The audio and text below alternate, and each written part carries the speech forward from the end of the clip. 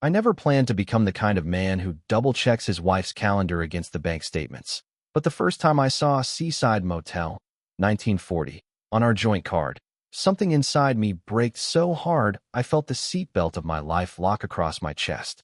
Emily said she was picking up an extra closing shift at the pharmacy. The pharmacy closes at 8 p.m. Bright white lights and glass doors, and a bell that chirps at everyone who walks in. A place you can see through. A place where secrets don't usually fit. That night, I pretended to be exhausted and crashed on the couch with a basketball game murmuring on mute while she showered. I watched the bathroom door glow warm, steam sneaking under like a secret. When she kissed my forehead goodbye, those 3 quick pecks she does when she's in a rush, her lips were minty, and she smelled like citrus shampoo. "Don't wait up," she said, and the hallway swallowed her sandals.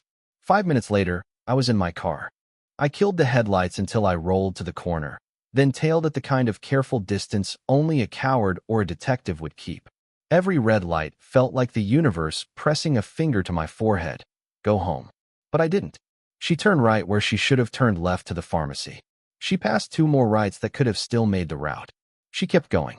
She pulled into the Seaside Motel, where the vacancy sign blinked like a tired eye. I parked 2 blocks away and walked. My heart sounded too loud, like a drummer soloing in an empty gym. Through the curtain crack of room 214, I saw her silhouette cross the lamplight. Then another silhouette moved with it, broader, familiar in a way that made my skin tighten. When he stepped closer, laughter shook the curtain like a breath. The profile hit me like a cold slap. My brother, Nate. I staggered back so fast my heels skidded on gravel. The small stones sounded like a crowd booing me. A door opened somewhere, and I smelled cheap detergent and stale AC. For a second, I thought about knocking, flipping the whole table in one violent move. But I didn't. I stood there in the parking lot, under the hum of a light that clicked every few seconds, and I swallowed the kind of scream that never comes out as sound. I walked away. My hands were shaking, but my phone was steady enough to snap a photo of the room number. The drive home felt like crossing a country made of glass. Everything in me wanted to shatter. I parked in our driveway and stared at our living room window, where the beige curtains looked innocent and stupid. I wanted to go inside and burn every soft thing. I sat until the steering wheel cooled under my palms. A moth thumped against the windshield, and the sound was so small and living that it brought me back. Evidence, I told myself. Be careful. People lie. Photos don't. When Emily came home at 12:18 a.m., I was at the kitchen table with my laptop open to spreadsheets for the contracting business Nate and I run. She smelled like the hallway outside a pool, chlorine, humidity, something chemical pretending to be clean. "Hey," she said, too casual, eyes flicking to the clock. We ran late. Amanda had to reconcile counts twice. "Rough night?" I asked, keeping my voice a solid piece of wood. She poured water and drank half without breathing. "You have no idea." I watched her throat move. I wanted to tell her I had a perfect idea, but instead, I closed the laptop and kissed her hair. It smelled like citrus again, limes and lies. Later, in the dark, I stared at the ceiling fan carving the night into slices and wondered how far a man could go before he stopped being himself. My wedding band felt heavier than it had in years. I put my thumb under it, like you do when you're absent-minded, and then I gripped until the skin hurt. At 2:37 a.m., my phone vibrated on the nightstand. A message from Nate. "Early start? Meet at the yard 6 a.m.? I typed, "Yeah, see you then," and deleted the draft. My hands wouldn't send it. The text bubble pulsed in my head anyway, like a heartbeat I couldn't slow. I didn't sleep. I counted the hums between the refrigerator kicking on and off. I counted the tiny rhythmic sighs Emily makes when she's really out. I counted down to 5 a.m. when I got up, showered, and stared at a stranger in the mirror who looked exactly like me. At 5:45, the yard smelled like cut lumber and wet dust. Nate swung out of his truck with that grin he uses to buy forgiveness before he even asks for it. "You look like hell, man," he said, clapping my shoulder. His palm stayed there a heartbeat longer than normal. "Guilt has a weight." "Didn't sleep," I said. "Numbers are tight on the Peterson job. We need to tighten the schedule or we're going to eat that delay." He nodded like a foreman and not like a man who'd just been in room 214. "We'll figure it out. We always do. You good?" I held his eyes. "Somewhere in the garage, A radio whispered weather. 83 by noon. Chance of thunderstorms. I'm good. I lied, because I wanted him to walk into the trap I'm going to set with both feet. Not because I want to ruin him, but because I want him to admit what he already did. There are confessions that rebuild nothing, but they at least make the wreckage honest. When he turned away to check the inventory sheet, his phone lit up on the workbench. A preview banner popped across the top before it dimmed. A heart emoji and a single word, tonight. I didn't see the name, but I didn't need to. My vision narrowed until all I could see was that one question mark, an iron hook dragging me forward. I decided, right there with the sawdust floating in the sunbeam between us, to stop being the man who waits for the truth to tap him on the shoulder. I would pull it out into the light, even if it blinded me. And that meant going back to the seaside motel. This time, not as a ghost. The first time Nate and I got in a real fight, we were 9 and 7, and it was about a Little League trophy. He'd knocked mine off the shelf, and the golden batter snapped at the ankles. Cheap plastic pretending to be metal, like we were pretending to be champions. He cried before I did. Mom made us hold each other's broken trophies like pallbearers, and we shuffled down the hallway until she laughed through her tears and told us to put them back. We learned our roles early. I fix things, Nate says sorry and gets forgiven. As adults, the pattern fit like muscle memory. When the business leaked money, I stayed late with spreadsheets, finding the drip. When a client needed charming after a mistake we made, Nate took them to tea times I couldn't afford. He called it balance. I called it a division of labor. Emily called it, you two being you. After the motel, I started moving like a man in a house with a gas leak. Careful, hushed, opening windows without making a sound. I needed proof that would survive Emily's talent for turning my questions into my character flaws. She'd always been good at that, bending a fact into a feeling until I apologized for its shape. I began with the boring stuff. Bank transactions, call logs, the location sharing we never turned off after she left her phone at a movie once and panicked for days. Location history is a diary written in coordinates. Thursday nights had become boring, predictable shapes, home, pharmacy, home, until 3 weeks ago when the blue dots detoured to the motel and back like a skipped heartbeat. The pattern repeated every 6 or 7 days. Random enough to dodge attention, consistent enough to be a habit. I didn't want to be a criminal in my own marriage, but I slid my old iPhone, still signed into our family Apple ID, behind a stack of cookbooks on the living room shelf and turned on record in voice memos before I left for work. Footsteps, the petulant squeak of our back door, the yawning creak of cabinets. At 7:52 p.m., a chair scraped and Emily's voice, softer than when we argue, asked, "How long?"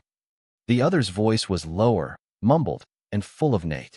The older brother in me recognized the rhythm before the words. An hour, maybe. He falls asleep earlier when he's stressed. I stopped the recording there. There are lines you cross that you can't uncross, and hearing anything more intimate than that would gouge me in ways I wasn't ready to bleed. Evidence, not trauma, I told myself. At lunch, I called Amanda at the pharmacy under the excuse of picking up vitamins. "Hey, quick question. How often are you all running past close?" I asked. "Hardly ever," she said, a cash register bleeping behind her. "Corporate's on us about overtime." "Why?" "Just planning dinners." I lied, and felt something in me tilt. That night, Emily wore the blue sundress I like and suggested we try the new taco place downtown. On the drive, she put her feet on the dash like she did when we were 23, toes curling at the AC vent. The scent of limes again. "You okay? You've been quiet all day." "Long day." "With Nate?" Her voice did a small, almost imperceptible trip over his name. Invisible to anyone who wasn't hunting it. Peterson's schedule. She started telling a story about Amanda's cat getting stuck in the stockroom ceiling. I laughed in the right places. We ate chips and salsa while a soccer game played on the TV over the bar, and I felt like an actor pretending to be a man on a date with his wife. She reached across the table and squeezed my hand. "I like this," she said. "We should do it more." I stared at our hands. Hers smaller, the engagement ring I bought on a credit card glinting. I remembered kneeling in the rain by the river with my speech completely gone, and how she said, "Yes, anyway," and pulled me up laughing. Moments are dangerous. They make you think you can rewind. After dinner, we strolled past the boutique windows. Emily paused at a display with a pair of tiny shoes. I felt my chest hollow. We'd tried to start a family twice. Both times, the silence that followed arrived like a fog and never fully lifted. She squeezed my arm. "Maybe this fall," she said, as if reading my thought and pushing it a little like a swing that wouldn't start. "Maybe we'll try again." I nodded because words were slippery. That night, when she fell asleep, I went to the garage and opened the old lockbox where we keep warranties and tax returns. The motel photo burned a square in my pocket. I added the voice memo file to a USB drive and slid it in among the manila folders like a toxin hiding in vitamins. The next morning, Nate texted me a meme, a stupid construction pun about wood studs, and nailing it. I stared at it for 5 minutes, thumb hovering. He still thought he was my brother first and my partner second. He didn't realize he'd become my defendant. On Friday, I drove past the motel at the same hour, telling myself it was a coincidence, that I needed to cut through for traffic. Room 214's curtains were shut tight, but the parking lot held a car that was too familiar. Emily's blue Civic, angled like she'd pulled in fast, like urgency lived in her bones now. I parked across the street and stared until the numbers on my dash clock flipped, 1 minute at a time, like a slow bleed. At 9:11, the curtains trembled, a shadow crossing. At 9:14, a laugh, muffled but sharp. My hands tightened on the wheel. At 9:29, Emily emerged alone, hair damp, eyes scanning the lot like a thief checking for alarms. She drove off. 5 minutes later, Nate slipped out in a hoodie, head down, moving fast. He didn't see me. He never looked back. That night at home, Emily kissed me deeper than usual, almost desperate. I tasted hotel soap and guilt on her lips. She whispered, "I love you," against my throat, like saying it would drown the echo of what she'd said to him. I wanted to shove her away. I wanted to believe her. I froze instead. Saturday morning, Dad called, said Mom's blood pressure had been spiking, that she'd asked why we didn't come by as much. I promised we'd visit Sunday. After hanging up, I sat in silence, realizing that if I confronted them now, the family would fracture like glass under a hammer. Mom would see it in our faces. Dad would sense it in the way we sat apart. My parents deserved peace in their age, not a front row seat to this disaster. So I waited, and waiting turned me into someone else. I found myself checking the USB drive every night like a rosary, clicking the file to make sure it was still there. I drove by the motel too often, circling like a vulture over a carcass not yet cold. I even checked Nate's truck bed at the yard, like evidence might fall out of him if I looked hard enough. One night, I followed Emily again. But this time, she didn't turn toward the motel. She drove to the edge of town, to the park where we once had our anniversary picnic. She sat in the Civic for 20 minutes, engine running, then finally stepped out. I stayed back in the shadows. She walked to a bench under the old oak and sat with her phone glowing in her hands. A moment later, another set of headlights pulled in, Nate's truck. My chest collapsed inward. He joined her on the bench, too close, their shoulders brushing. They didn't kiss. They didn't need to. Their body language screamed louder than lips could. I recorded a shaky video through my windshield, zoomed grainy, but enough. Enough for court. Enough for Mom. Enough for me. When I got home, Emily was already there, pretending to watch a sitcom, laughing 2 beats late at the punchlines. She looked up and smiled, her face lit by TV colors. "You're late," she said. "So are you." I wanted to answer.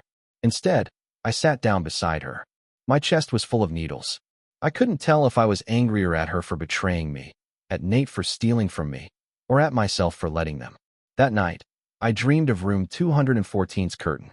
In the dream, it kept opening and closing, and each time it revealed something worse. First Emily and Nate, then Mom crying, then me alone, holding 2 broken Little League trophies again. When I woke, my pillow was damp with sweat. I knew then, this wasn't just betrayal. It was history repeating itself. Nate breaking what was mine, me left holding the pieces. And Emily? She wasn't collateral. She was complicit. That made the next step clear. I wasn't going to wait for the truth anymore. I was going to make them choke on it. Sunday came like a storm with no rain, just heavy pressure that made every movement harder. Emily made pancakes, humming some tune she'd picked up at the pharmacy, as if we were the family we pretended to be.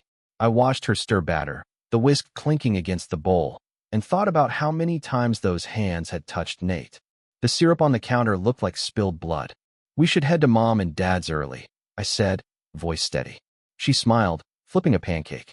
Sure. I'll grab flowers on the way. Flowers. For Mom. From the woman who was burning her son's marriage down. My jaw clenched so hard I had to take a sip of coffee just to keep from grinding my teeth into powder. At my parents' house, the air smelled of roast beef and lemon polish.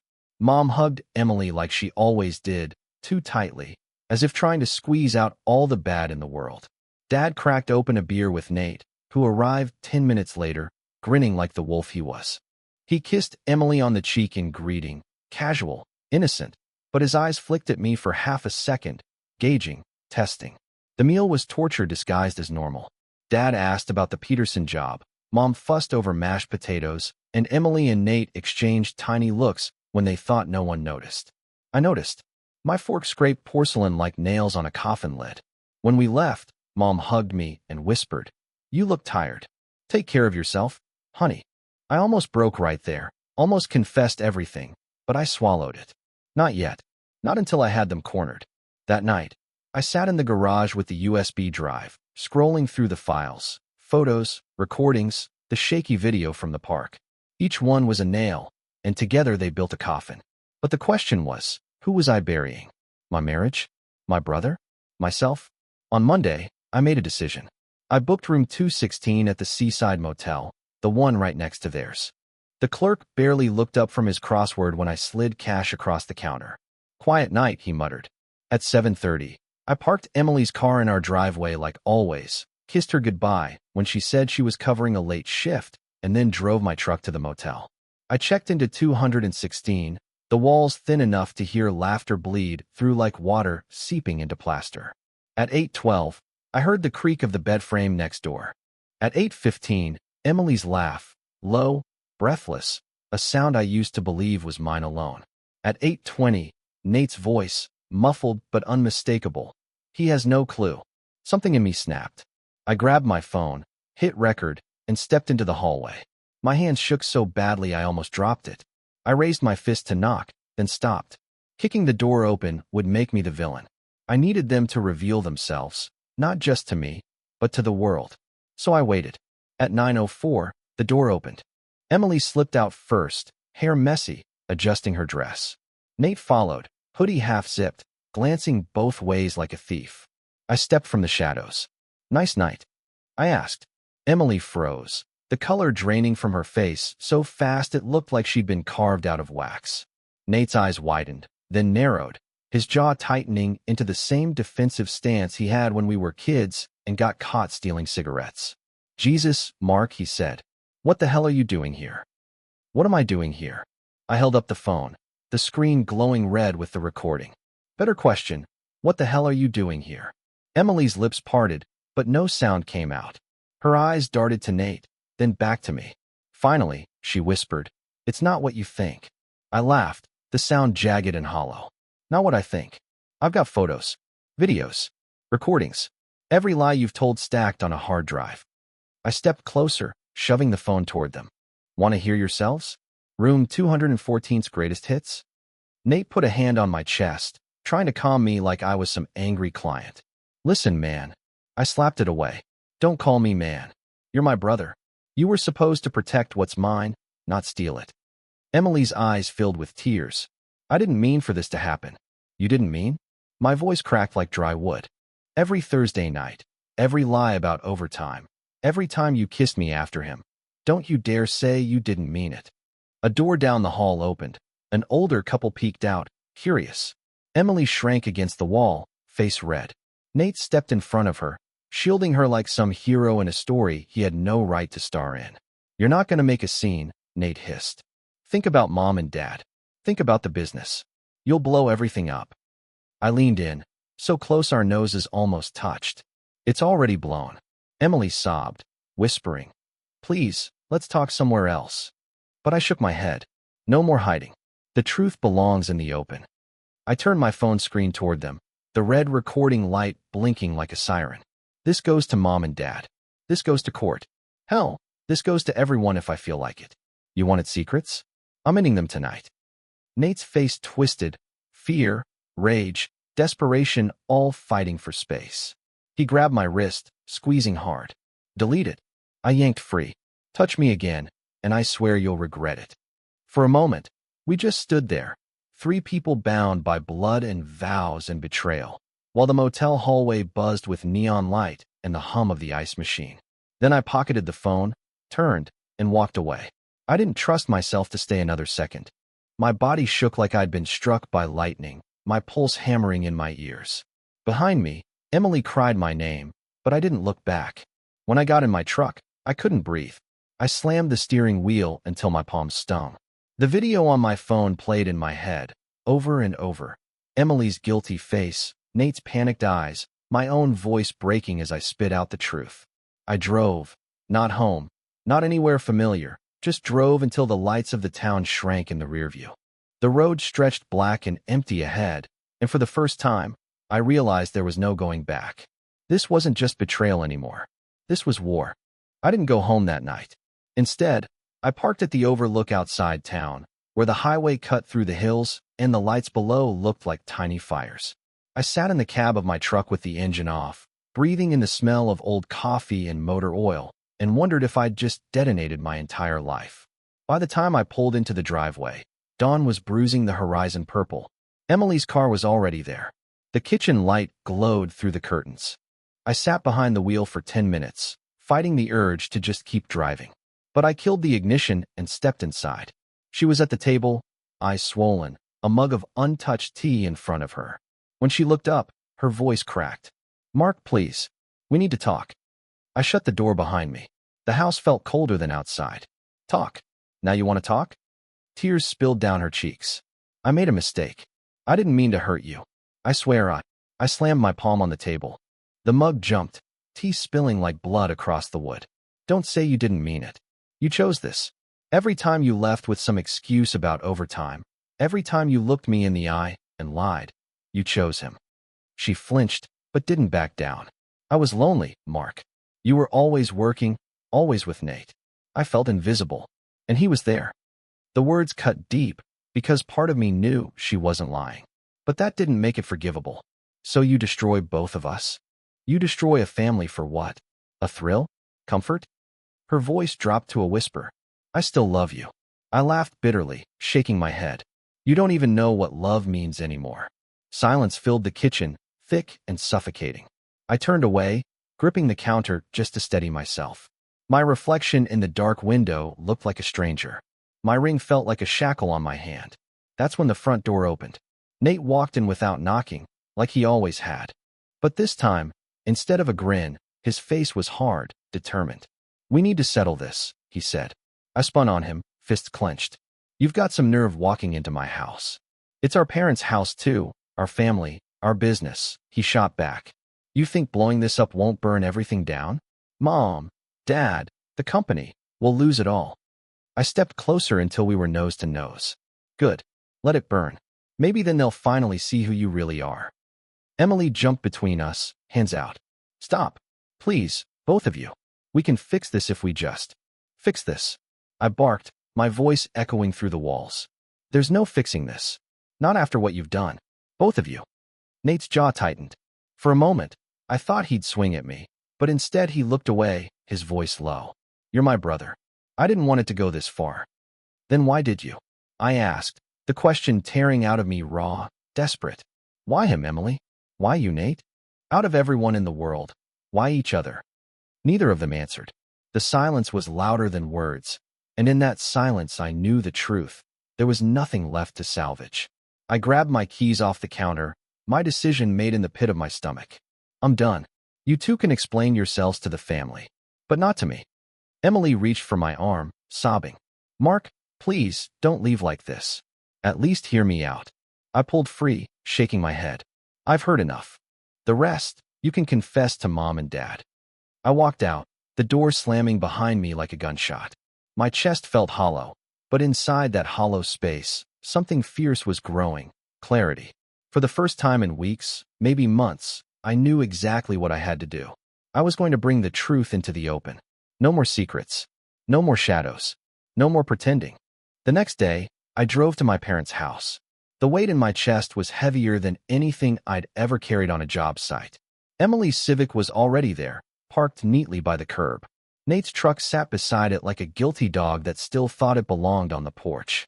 Inside, the house smelled like coffee and lemon cleaner. Mom was in the kitchen, humming softly, setting the table for lunch. Dad sat in his recliner with the paper, glasses sliding down his nose. For a moment, I wanted to turn and leave, to spare them the explosion that was about to rip through their quiet lives. But then I saw Emily and Nate standing in the dining room, side by side. Their voices dropped when I entered, like kids caught sneaking cookies. My stomach twisted. Enough hiding. Sit down, I said. My voice was steel. All of us. Dad looked up, frowning. What's this about, son? I pulled the USB drive from my pocket and set it on the table like a loaded gun. The truth. Emily's face went white. Nate shifted, his jaw tight. Mom's hands trembled as she lowered the silverware. Mark, what is this? I pressed play. The recording filled the room. Emily's voice, soft and guilty. How long? And Nate's reply, unmistakable. An hour, maybe. He falls asleep earlier when he's stressed. The words hit the air like shrapnel. Mom gasped, covering her mouth. Dad's eyes widened, veins rising in his neck. Emily broke into tears, reaching for me. Please, Mark, don't. I pulled back. No more lies. Nate stood, fists clenched. This isn't the place. This is exactly the place, I snapped. You hid behind family, behind business, behind blood. Now the family gets to hear the truth. The silence after the recording ended was worse than the noise. Mom shook her head, tears streaming. Dad slammed his palm on the table, his voice shaking. My own sons. My own family. How could you? Nate tried to speak, but Dad's roar cut him off. Get out. Both of you. Right now. Emily sobbed. Mr. Peterson, please. But Dad pointed to the door. Out. They left, Emily clutching Nate's arm like he was her lifeline. The door slammed, and the house shook with it. I stood there, my chest hollow, watching my parents crumble. Mom sat down heavily, covering her face. Dad paced, muttering, broken. This was the truth I had wanted. The truth in the open, but it felt nothing like victory. Later that evening, I got a text from Emily. Asterisk, please, just one chance to explain. Asterisk against my better judgment. I met her at the park where we used to walk after dinners. She was sitting on the bench under the oak tree, arms wrapped around herself like she was bracing against the cold. I ruined everything, she whispered as I approached. But I never stopped loving you. Love. I laughed bitterly. Love doesn't look like Thursday nights at a motel. Love doesn't look like my brother in your bed. She sobbed. It wasn't about him. It was about me, about how empty I felt. You and Nate had the business, the bond, the late nights. I was on the outside looking in. He filled a space you left empty. Her words sliced deep, because part of me knew there was truth in them. But truth doesn't erase betrayal. You made a choice, I said coldly. And so did he. You both chose yourselves over me, over family, over everything we built. She reached for my hand, but I pulled away. For the first time, I realized there was nothing left between us but ashes. A week later, Nate came to the yard. The air between us was brittle, sharp. The guys are asking questions, he said, arms crossed. Clients too. You gonna ruin the whole company just to punish me? The company? I stepped closer, staring him down. That business was built on trust. You broke it. You don't get to stand here and ask me to save you. His eyes narrowed. You'd throw away everything we built just to get even? I shook my head. No, I'd rather burn it down than build on lies. We stood in silence, sawdust swirling in the sunlight. Two brothers, once inseparable, now strangers bound only by betrayal. That night, alone in my truck, I thought about everything I'd lost. My wife, my brother, the illusion of family that had once felt unbreakable. All I had left was the truth, and the truth was ashes in my mouth. And now I'm left with a question I can't answer. Did I do the right thing? Was it justice, finally dragging their betrayal into the light? Or did I just destroy the last pieces of a family that can never be put back together? If it were you, would you have exposed them, or would you have stayed silent?